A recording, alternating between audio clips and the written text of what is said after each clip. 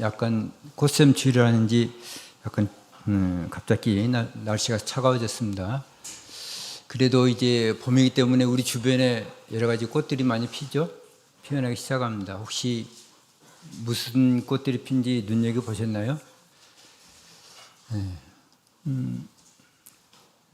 마리엘사님, 요즘 무슨 주변에 꽃 보신 거 있어요? 무슨 꽃인지?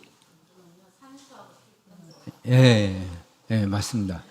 아유, 맞습니다. 예, 우리 주변에 보면은 그래도 제일 일찍 피는 꽃이 그 산수화꽃, 산수화가 핀 것 같아요.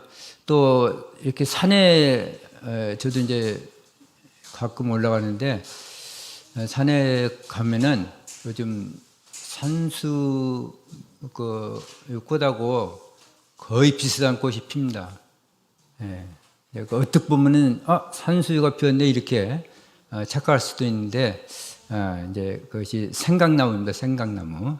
이제 나무 이파리를 비비면은 우리가 먹는 양념에 쓰는 생강 냄새가 난다고 그래서 그래서 이제 생강나무라고 하는데 그냥 볼 때는 뭐 거의 꽃 색깔이나 꽃잎이 비슷하기 때문에 구분하기 힘들 정도예요. 근데 무조건 이제 산에 피면은 산수유라고 하지 말고 생강나무라고 하면 거의 맞을 겁니다. 저는 산에서 산수유가 핀 건 한 번도 못 봤거든요. 이제 크게 구분되는 것은 나무 그 껍질. 이제 생강나무는 이렇게 딱 만져보면은 보기에도 그 깎아놓은 밤돌처럼 아주 매끈해요. 근데 주변에 여러분들 한번 산수유 있는 거 보시면은 나무 한번 확인해 보시면은 매끈하지 않고 겉껍질이 이렇게 곰발바닥처럼 저도 곰발바닥은 못 봤지만은 하여간 이제 그렇게 막 울퉁불퉁합니다. 그래서 겉껍질이 올라와 있어요 이렇게 많이. 그 다음에 뭐 진달래도 조금 이제 피기 시작하더라고요. 근데 이제 우리가 너무나 바삐 살다 보니까 옆에 무슨 꽃이 피었는지도 잘 몰라요. 그렇죠? 근데 현대 사회가 이렇게 사람들을 바쁘게 살지 않으면은 못 살도록 이렇게 만들어 놓기도 한 것 같기는 합니다. 그래도 이제 길을 가다가 혹시 이렇게 뭐 넘어진 사람이 있다면은 이렇게 손을 내밀어서 잡아줄 수 있는 그 정도 여유는 가지고 이렇게 살아가셨으면 이렇게 좋겠습니다. 제가 요즘 이제 얼마 전부터 교회 오고 할 때는 이제 전철로 다니거든요. 특별한 일이 없는 한. 근데 이제 환승하기 위해서 수원역에 내려야 돼요. 이제 이렇게 내리면은 문이 열리자마자 사람들이 와 하고 뛰어갑니다. 그래서 저는 누가 뭐 사람들 뒤에다가 개를 풀어놓은 줄 알았어요 처음에. 근데 그거 아니었어요. 개는 안 보이는데 무조건 사람들이 뛰어요. 그래서 처음에 깜짝 놀랐는데 이제 저도 몇 번 왔다 갔다 하다 보니까 어느 날 제가 뛰고 있더라고요 이렇게. 막 저 같이 뛰어다녀요 그냥 같이. 바쁘지도 않는데 뛰어다녀요 하여간. 예. 물이 들었는 거 봅니다. 하여간 이제 이렇게 사람들이 여기저기서 뛰니까 자기 자신도 모르게 이렇게 자꾸 이제 그런 데 휩쓸리는 그런 수가 있기도 한 것 같습니다. 하여간 세상은 아무리 바쁘더라도 또 우리 성도님들은 조금 여유를 가지고 이렇게 좀 봄도 느끼면서 계절도 느끼면서 살아가야 또 철부지가 되지 않잖아요. 그렇죠? 예, 이제 오늘 이 시간에는 이제 쭉 여호수아서를 이렇게 살펴봤는데 어느덧 마지막 시간이 됐어요. 그래서 오늘 시간을 끝으로 이제 여호수아서는 이제 끝맺는데 크게 이렇게 이제 그 전에도 아마 말씀드려서 아시겠지만은 여호수아서는 크게 세 덩어리로 보통 나누는데 첫 번째 덩어리는 그 가나안 땅 정복에 대한 그러한 덩어리가 있고 또 한 덩어리는 가나안 땅 분배, 정복한 땅을 분배하는 그런 덩어리와 마지막 한 덩어리는 이제 여호수아가 이제 죽기 전에 이스라엘 백성들에게 이렇게 당부를 하는 여호수아의 고별사가 한 덩어리 되어 있습니다. 그래서 이제 그건 좀 23장과 24장 두 장으로 된 짧은 장이지만은 그러니까 이렇게 세 덩어리로 가나안 땅 정복과 가나안 땅 분배와 또 여호수아의 고별사로 이렇게 여호수아서가 크게 구분된다고 이루어져 있다고 이렇게 기억을 해 두시면서 이렇게 오늘 마지막 장으로 이제 23, 24장 그 여호수아의 마지막 당부라는 제목으로 이렇게 같이 은혜를 나누고자 합니다. 다 아시는 것처럼 여호수아는 모세의 뒤를 이어서 이스라엘 백성들을 가나안 땅으로 정착시킬 임무를 부여받은 모세의 후계자이면서 또 지도자도 되죠. 예. 우리도 이제 뭐 언젠가는 이 세상을 떠나겠지만은 이 지금 여호수아가 이스라엘 백성들에게 전하는 이런 고별사는 죽음을 앞두고 얼마 두지 않는 상황에서 두 번의 고별사를 하게 됩니다. 한 번은 23장에 나와 있는 고별, 두 번째는 24장에 나와 있는 고별사로 되어 있는데 이제 24장에 보면은 여호수아가 110세에 죽거든요. 그래서 이제 자기 죽을 날이 멀지 않아서 이스라엘 백성들을 불렀다고 했거든요. 그래서 아마 110세 죽음 언저리에서 이렇게 당부를 하지 않았을까 이런 생각이 들기도 합니다. 자, 그래서 이제 성경 말씀을 통해서 오늘 이 시간에는 그 여호수아가 전하는 그런 말씀 속에서 이스라엘에 대한 많은 그 연민을 갖고 있고 또 앞으로의 걱정과 잘 해나갈 수 있을까라는 걱정도 있으면서 여러 가지의 생각이 스쳐 지나갔을 거예요. 여호수아에게. 그래서 그러한 여호수아의 그 숨결과 여호수아의 그 심정을 그 말씀 속에서 느끼는 그런 시간이 되었으면 좋겠습니다. 첫 번째로 이제 여호수아는 그 이스라엘 백성들에게 지금까지 이스라엘에게 행하셨던 하나님의 행하셨던 일을 이렇게 기억나게 이러한 일들을 기억하라는 말씀으로 이야기를 첫 번째 던져주고 있습니다. 그래서 하나님이 이스라엘에게 행하신 일들을 기억하라는 그러한 말씀을 전해주십니다. 그런데 이제 그 당시에는 뭐 이스라엘 백성들을 다 부를 수는 없잖아요. 그래서 이스라엘의 지도자들을 이렇게 부르게 됩니다. 그것을 한번 찾아보시겠습니다. 여호수아서 23장 1절부터 4절까지 한번 보시겠습니다. 여호수아서 23장 1절부터 4절까지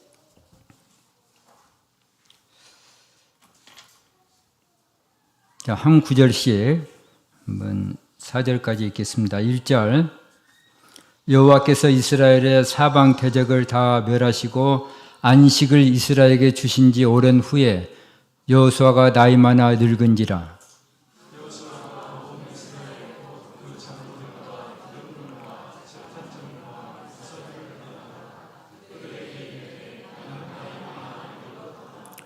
너희 하나님 여호와께서 너희를 위하여 이 모든 나라에 행하신 일을 너희가 다 보았거니와 너희 하나님 여호와 그는 너희를 위하여 싸우신 자신이라.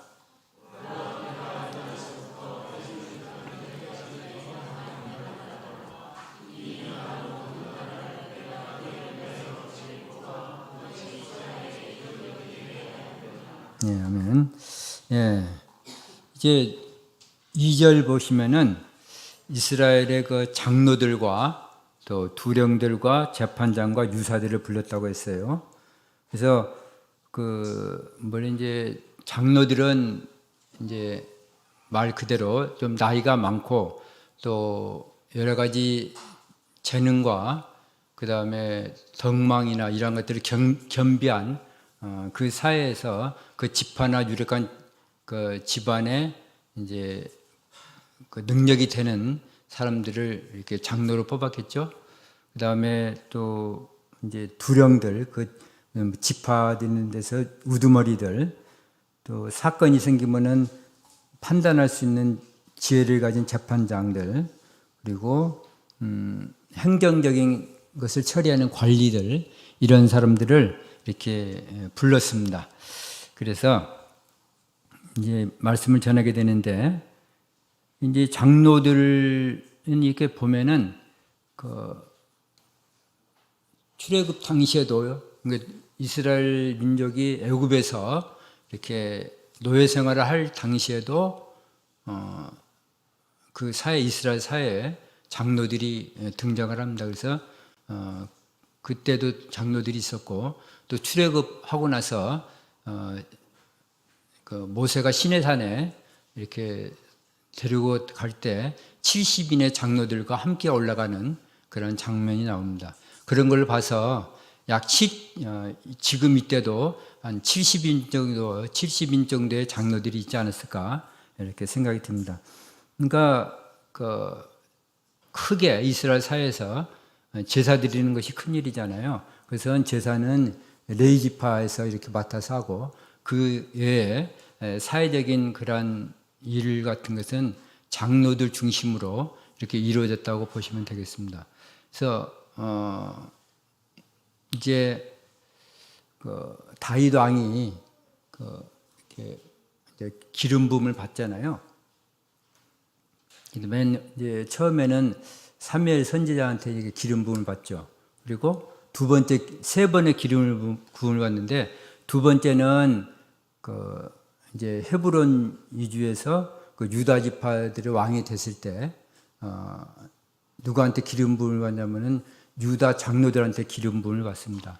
그 다음에 그 후로 이제 그 당시 7년 반 정도 지난 다음에 완전히 12지파의 이제 왕이 됐을 때는 이스라엘의 장로들한테 마지막으로 기름 부음을 받게 돼요. 그래서 전체의 왕이 되는 것이죠. 이렇게 왕한테 기름 부음을 줄 정도의 위치에 있던 사람들이 장로들입니다. 그러니까 이스라엘 사회를 그 장로들 중심으로 이렇게 사회가 움직였다고 보시면은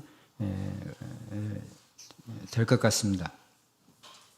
하여간 이렇게 이제 그 장로들, 두령들, 재판장, 또 관리들을 불러서 하나님의 말씀을 이렇게 전하게 되죠. 물론 이제 그 사람들이 이렇게 각 지파로 돌아가서 들었던 말씀을 또 다시 전하고 나누기도 하겠죠. 특별히 이렇게 하나님께 그 직분을 받은 그런 분들은 이제 더 하나님께 충성하고 교회를 열심히고 본을 보이는 그런 위치에 있다는 것을 아시고 좀 더 충성하는 그런 모습을 보이면 좋겠습니다. 가나안을 이 내용 보시면은 3절에도 나온 것처럼 여호와 하나님께서 이제 모든 일을 이렇게 다 행하시고 또 너희를 위하여 싸우셨다는 것을 이렇게 나온 것처럼 가나안을 차지한 것은 우리 백성들의 힘으로 된 것이 아니고 여호와 하나님께서 도우셨기 때문에 이 가나안 땅을 차지했다는 것을 이렇게 또 알려주기도 하죠. 그래서 이렇게 3절 한번 보시겠습니다. 3절. 3절을 보시면 이렇게 처음에 너희 하나님 여호와께서 너희를 위하여, 이렇게 다른 데서는 잘 나오지 않는 너희 하나님 여호와라는 이런 표현을 쓰고 있습니다. 그 다음에 4절 보실까요? 5절 처음에도 너희 하나님 여호와 그가 너희를 앞에서 그들을 쫓으사, 이런 식으로. 또 8절에서도 오직 너희 하나님 여호와를 친근히 하기를 해서 너희 하나님이라는 그러한 표현을 11절 한번 또 찾아보시겠습니다. 너희 하나님 여호와를 사랑하라, 이런 식으로 여호수아가 다른 데에서는 쓰지 않는 너희 하나님이라는 그런 표현을 여기에서 쓰고 있는 것을 볼 수가 있습니다. 이제 물론 우리의 하나님이지만은 좀 더 친근하게 이제 너희 자신의 하나님으로 받아들이라는 그런 마음을 가져라는 뜻으로 특별히 너희 하나님이라는 표현을 써서 말씀을 들려주시고 있는 걸로 압니다. 그래서 여호수아는 이렇게 하나님께 모든 영광을 돌리면서 백성들의 믿음을 세워주는 그런 말씀을 주고 있는 것을 볼 수가 있습니다. 자, 그래서 하나님께서 이스라엘 위해서 하신 그런 역사를 다시 기억나게 했고, 두 번째로는 이제 하나님께서 앞으로 이스라엘에게 행할 일들을 어떻게 하실 건가를 이렇게 또 알려주시고 기억나게 하는 그러한 말을 전해주게 됩니다. 아까 좀 전에 읽었던 4절 보시겠습니다.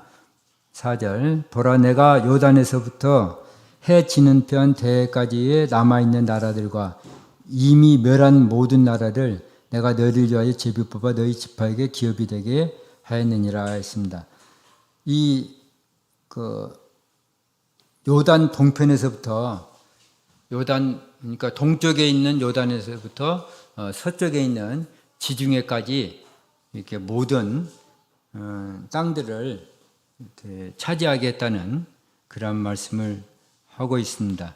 그런데 이제 이 당시에는 지금 여호수아가 지금 이 고별사를 하는 이 시점에서는 12지파에게 땅을 분배했지만은 다 정복한 상태는 아니거든요.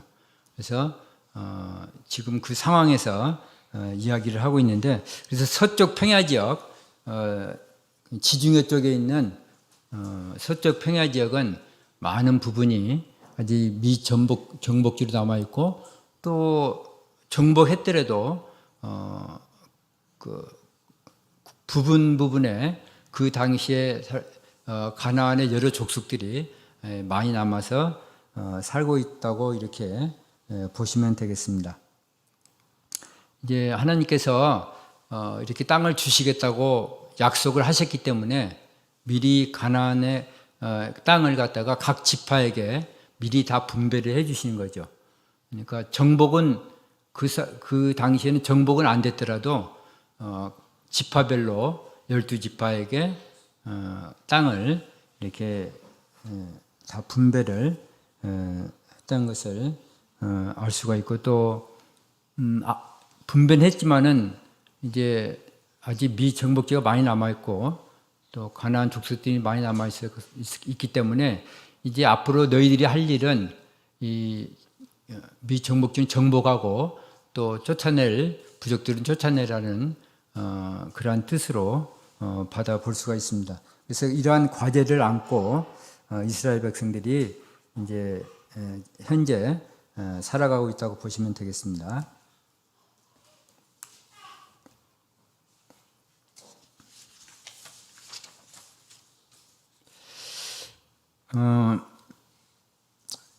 저 이제 현재 완전히 정복하지 않기 때문에 또 두려움이 있을 거 아니에요, 이스라엘 백성들한테.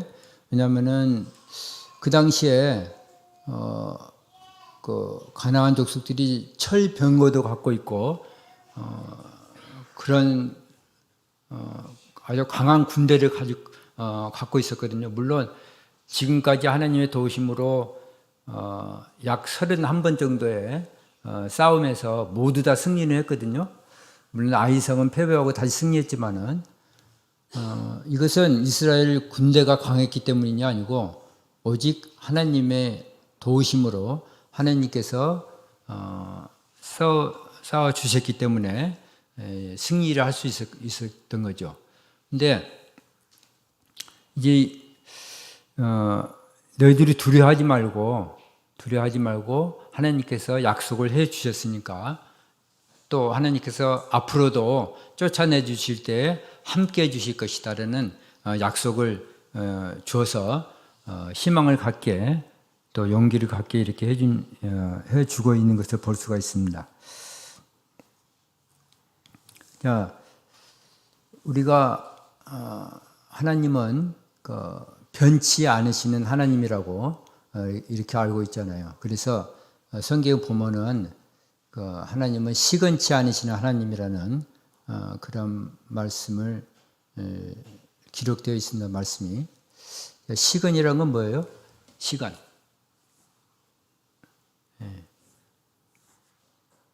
시건이라는 것은 말 그대로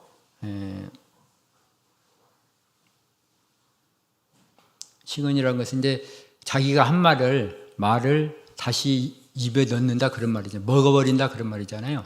그래서 약속을 지키지 않는다 그런 말이죠. 시건이라는 것은. 그래서 근데 하나님께서는 시건치 않으시는 하나님이시거든요. 그래서 한번 하신 말씀은 절대로 되돌리지 않고 지키신다는 그런 하나님이십니다. 먼저 그런 민수기 23장 한번 찾아보시겠습니다. 민수기 23장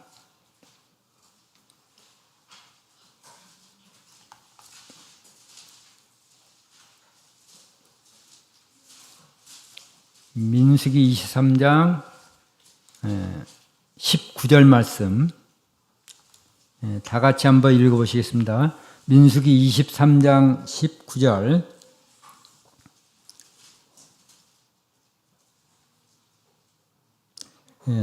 하나님은 인생이 아니시니 시건치 않으시고 인자가 아니시니 후회가 없으시도다. 어찌 그 말씀하신 바를 행치 않으시며 하신 말씀을 실행치 않으시랴. 그렇습니다. 그래서 하나님은 사람이 아니니까 시건치 않으신다는 거죠. 약속을 지키신다는 겁니다. 근데 사실 사람들은 약속을 안 지킬 때가 많잖아요. 그렇죠? 뭐 저 자신도 그런 것 같기도 하고 어쨌든 사람은 연약하기 때문에 그런 때가 상당수 있는 것 같긴 합니다.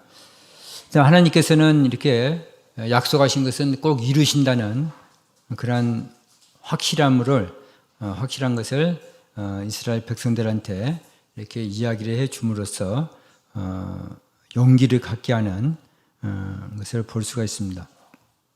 자, 그래서 앞으로 이렇게 나머지를 정복해야 된다는 그런 사명을 이렇게 주고 있는 것을 볼 수가 있습니다. 우리 오늘날 우리 성도들도 이것을 영적으로 본다면은 우리가 지금 우리가 살아가면서 이 세상에 이 땅에다가 이 세상에 천국을 이루어가는 과정이 있다고 볼 수가 있습니다. 그래서 우리가 살아있는 동안에 이 땅에다가 하나님 나라를 건설할 수 있는 그런 용기를 가지고 우리도 하루하루 신앙생활을 해 나가야 될 줄 압니다. 이제 부모가 이제 이렇게 자식들한테 해줄 말이 많잖아요. 그래서 이제 혹시 우리가 보통 잔소리라고 하는데 자식이 이제 아무리 나이가 들어도 70이 넘어서도 이제 외출할 때는 부모가 외출하려고 하면 야, 애야 차 조심해라 그런 데잖아요. 그렇죠? 물가에 가지 말고 또 남 보증 서지 마. 이런 말들을 한다는 거죠. 부모가 아무리 자식이 나이 들었어도 그런 것처럼 하여간 아마 이렇게 이스라엘의 여러 지도자들을 모아놓고 아마 여호수아도 똑같은 심정이었을 거예요. 이스라엘 백성들이 끝까지 믿음을 지킬까? 또 앞으로 이런 험난한 그런 상황에서 또 싸움에서 용기를 가지고 싸우면서 이겨나갈 수 있을까? 하나님을 온전히 의지할 수 있을까? 이런 여러 가지의 아마 걱정들이 들어가면서 아마 이 고별사를 하지 않았을까? 이런 생각이 듭니다. 그래서 마지막으로 세 번째 이제 여호수아가 하는 이야기는 하나님을 사랑하라는 당부의 말을 이렇게 주고 있습니다. 자, 그래서 한 가지 찾아보시면서 이야기를 나눠보겠습니다. 자, 다시 여호수아 23장으로 오셔서 여호수아 23장 6절 보시겠습니다. 여호수아 23장 6절 다 같이 읽으시겠습니다. 그러므로 너희는 크게 힘써 모세의 율법책에 기록된 것을 다 지켜 행하라. 그것을 떠나 좌로나 우로나 치우치지 말라. 그랬습니다. 그래서 이 6절을 보니까 모세의 율법을 지키라고 했습니다. 모세의 율법은 하나님의 말씀이잖아요. 모세가 하는 이야기가 아니고 다만 하나님의 말씀을 모세가 기록했을 뿐이죠. 그래서 모세의 율법을 지키라고 했습니다. 자, 우리가 그 하나님의 말씀대로 살아가려면은 누구나 많은 도전을 받습니다. 그렇죠?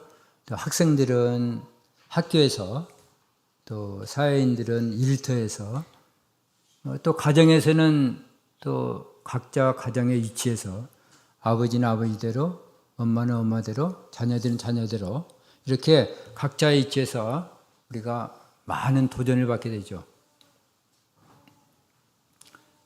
그만큼 하나님의 말씀대로 산다는 것은 이 세상에서 하나님의 말씀대로 산다는 것은 사실 결코 쉽지는 않습니다. 그래서 우리가 용기를 가져야 되고 때로는 용기를 가져야 되고 때로는 양보를 해야 되고 이러한 상황에 처할 때가 굉장히 많죠. 그래서 여러 가지 도전을 많이 받게 되는데 여호수아는 금방 읽어보신 말씀처럼 끝에 그것을 떠나 좌로나 우로나 치우치지 말라고 했습니다. 그것은 하느님 말씀이죠. 말씀을 떠나서 좌로나 우로나 치우치지 말아라. 이 말씀은 사실 이 6절 말씀 그대로 어디에 나온 말씀이냐면은 여호수아 1장에 나온 말씀인데 여호수아가 모세의 뒤를 이어서 이스라엘 백성들이 이끌 때 많은 용기가 필요했을 거 아니에요. 두려움에서. 그때 하나님께서 주신 말씀입니다. 그래서 그 하나님께서 주신 말씀을 지금 여호수아가 그대로 지금 이스라엘 백성들한테 주고 있는 거예요. 그래서 그 좌로나 우로나 치우치지 말아라. 치우치지 말라는 그러한 확실한 말씀을 주고 있는데 이제 결국 이 세상을 살아가면서 균형을 잡고 살아가라 그런 말도 마찬가지겠죠.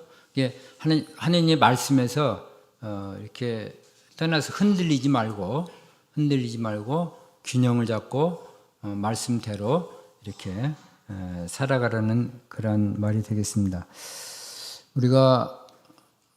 우리는 길이요 진리요 생명이신 예수님께서 지금 가서 계시는 그 길을 우리가 지금 따라가고 있거든요. 근데 우리가 이제 각기 여러 가지의 형편에 맞게 걸어가고 있겠지만은 길을 우리가 인생 길로 본다면은 어떤 때는 우리가 모든 사람이 가고 싶어하는 꽃길을 걸어갈 때도 있을 것이고 물론 쉽지는 않겠죠. 어쨌든 자기의 인생 길에서 내가 지금 꽃길을 걸어가고 있네. 그런 생각이 든다면은 꽃길이 될 것이고 또 꽃길을 걷다 보면은 또 모든 사람이 걷고 싶어하는 돈길 5만 원권 지폐가 쭉 그냥 끝도 없이 안 보이게 쌓여서 깔려 있는 그러한 돈길을 쭉 걸어갈 때도 있을 것이고 그렇죠? 또 한참 그렇게 즐겁게 기분 좋게 가다 보니까 천길 낭떠러지에 그 험로를 이렇게 한 발짝 내딛기도 힘든 험로를 걸어갈 때도 있을 것입니다. 물론 이제 우리는 그냥 걸어간 것이 아니고 예수님께서 말씀하시는 자기의 십자가를 지고 이렇게 걸어가는 길입니다. 그렇죠? 각자 자기 십자가가 있으니까 자기 십자가를 이기고 길을 걸어가고 있죠. 이렇게 험한 길을 갈 때도 있지만은 가다 보면은 또 눈 감고도 갈 수 있는 평탄 대로를 걷고 있는 모습을 발견할 때도 있을 겁니다. 우리가 이런 여러 가지의 그 구간 인생 길을 이렇게 쭉 걸어가고 있는데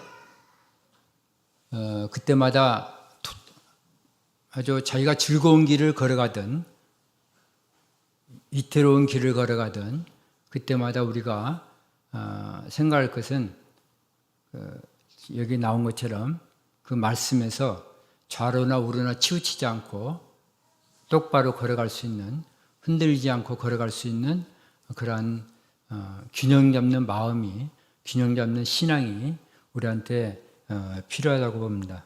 그래서 이런 자기가 균형 잡는 말씀으로 균형 잡는 그런 길을 이렇게 걸어가라고 여호수아는 이야기를 해주고 있습니다. 자, 또 한 가지는 7절에 나와 있습니다. 7절 다 같이 한번 읽어보시겠습니다.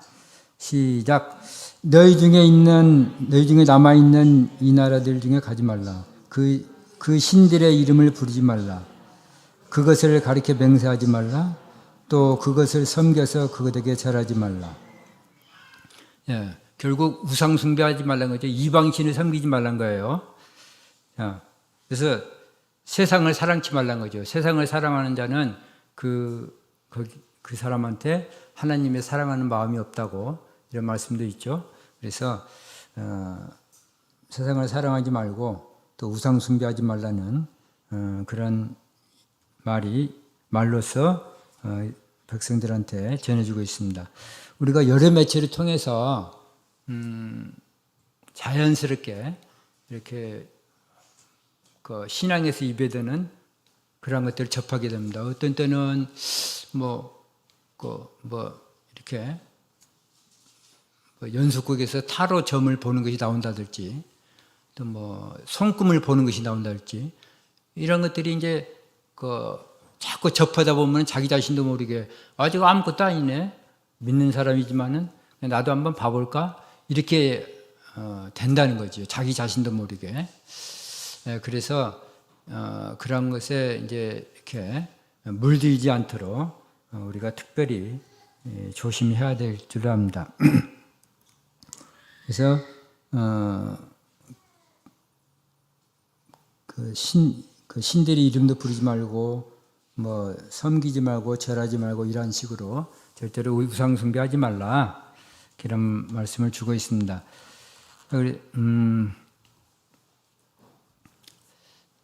우리가 이제 쉽게 이렇게 자주 접하다 보면 우리가 거기에 이렇게 좀 물들기 쉽고 빠지기도 쉽잖아요. 이제 금묵자흑이라고 있잖아요. 금묵자흑. 혹시 은진자매 들어봤어요? 금묵자흑이라고? 예. 아니, 원래 서진이한테 물어보려고 했는데 어디 들어갔네. 서진이가 없고. 예. 예. 아마 어렴풋이 알 거예요. 아마 그러니까 먹을 이렇게 가까이 하면은 검게 된다는.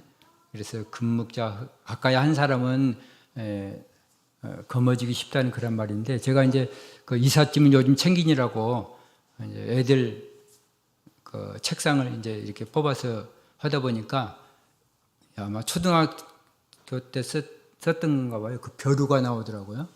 벼루를 이렇게 이제 치우면서 약 몇 번 만졌는데 손이 시커멓게 됐어요. 이거 진짜 그래서 갑자기 금묵자학이라는 그런 말이 떠올랐는데 하여간 이렇게 뭔가 신앙에 입에 되는 그러한 것들이 우리가 가까이 접할 때 자기도 모르게 자연적으로 이렇게 이제 이렇게 접어지게 된다 그런 말이죠. 그러니까 이런 것들은 우리가 좀 더 조심을 해야 될지랍니다. 자, 그리고 또 한 가지 8절 보시겠습니다. 8절. 자, 다 같이 읽으시겠습니다. 오직 너희 하나님 여호와를 친근히 하기를 오늘날까지 행한 것 같이 하라. 예, 그래서 오직 하나님을 친근히 하라는 그러한 말을 주고 있습니다. 친근히 하라는 것은 가까이 하라는 거죠. 근데 이 말 뜻은 좀 더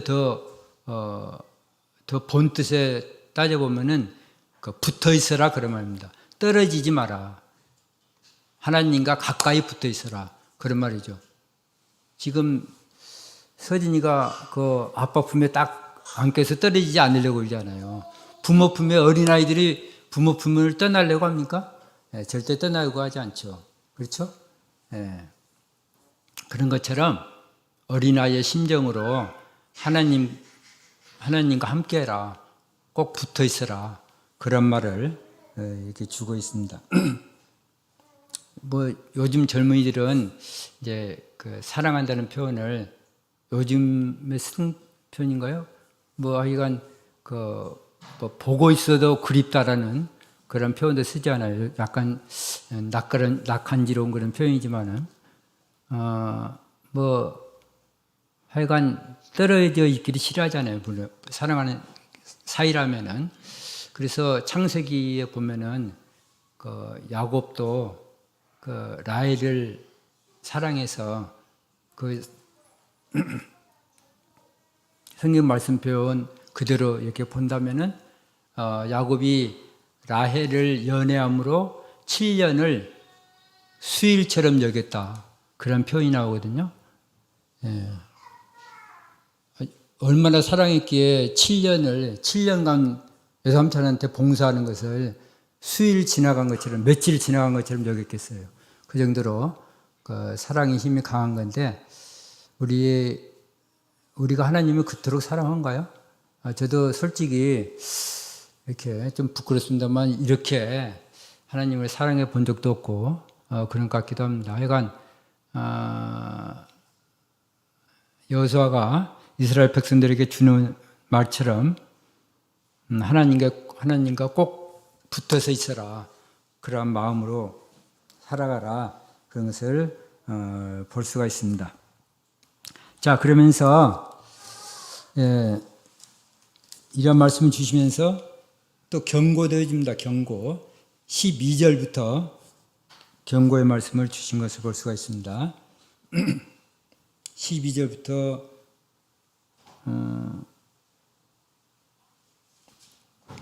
16절까지인데요.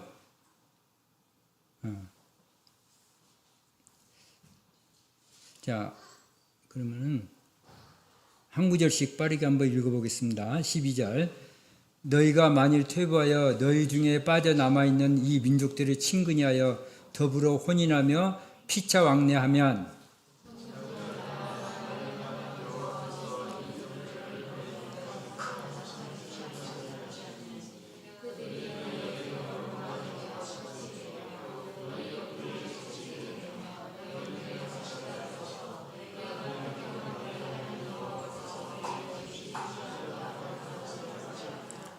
보라, 나는 오늘날 온 세상이 가는 길로 가려니와 너희 하나님 여호와께서 너희에게 대하여 말씀하신 모든 선한 일이 하나도 틀리지 않냐고 다 너희에게 응하여 그 중에 하나도 어김이 없음을 너희 모든 사람의 마음과 뜻에 아는 바라.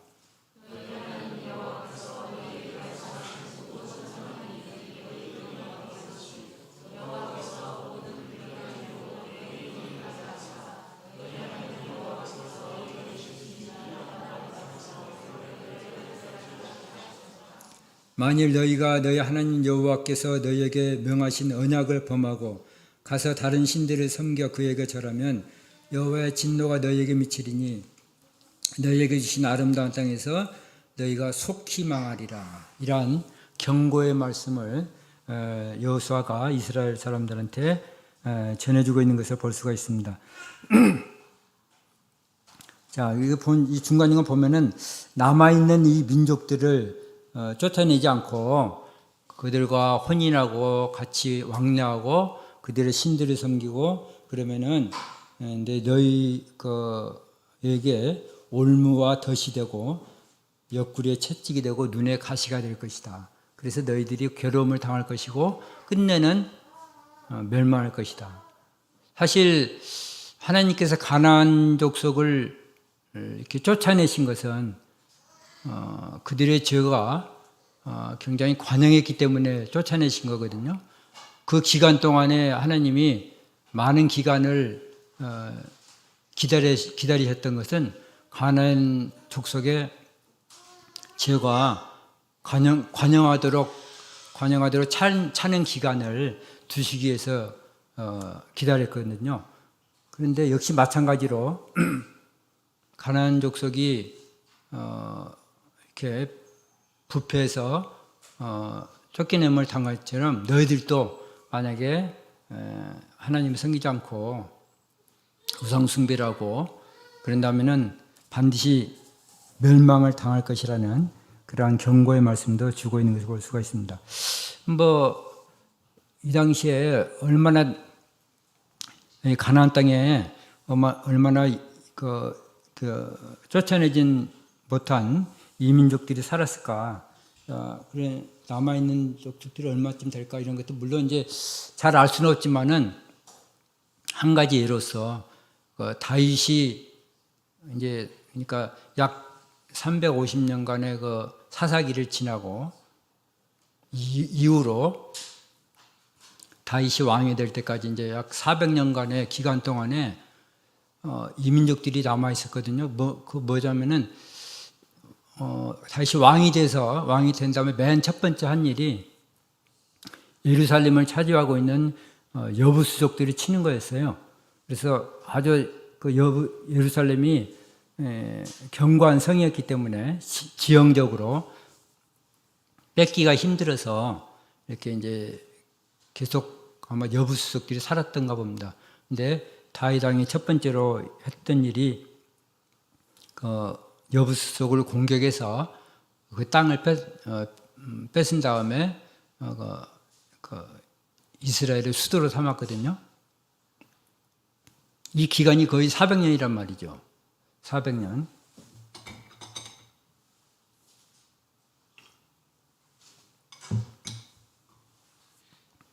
이런 것을 볼 때 아마 오랜 기간 동안 아마 가나안 땅에 여러 부족들이 이렇게 군데군데 남아서 이스라엘 사람들과 이렇게 서로 이렇게 같이 지냈을 것이다.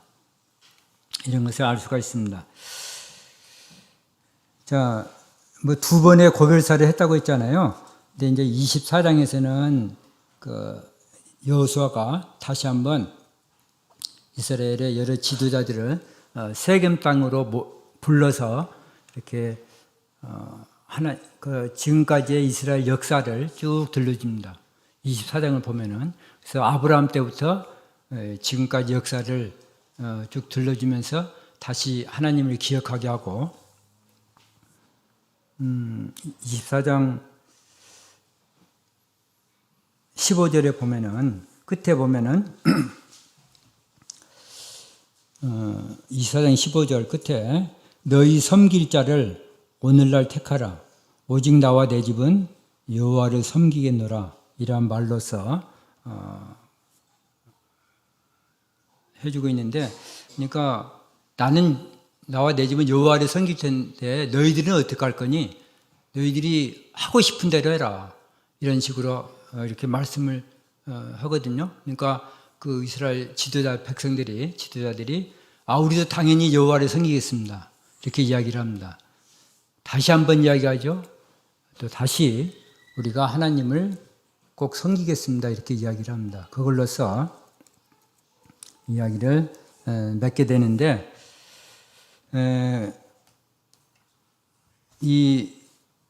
나와 내 집은 여호와를 섬기겠다는 그런 강렬한 말로서 자기의 믿음을 확고히 밝힌 이렇게 여호수아처럼 우리들도 우리의 믿음도 또 우리의 자녀들의 믿음도 여호수아의 믿음처럼 여호수아 나와 내 집은 오직 하나님을 섬기겠다는 그러한 굳센 믿음을 가지고 하루하루 살아가시기 바랍니다. 예, 시간이 좀 돼서 찬송은 생략하고 다 같이 기도하시겠습니다.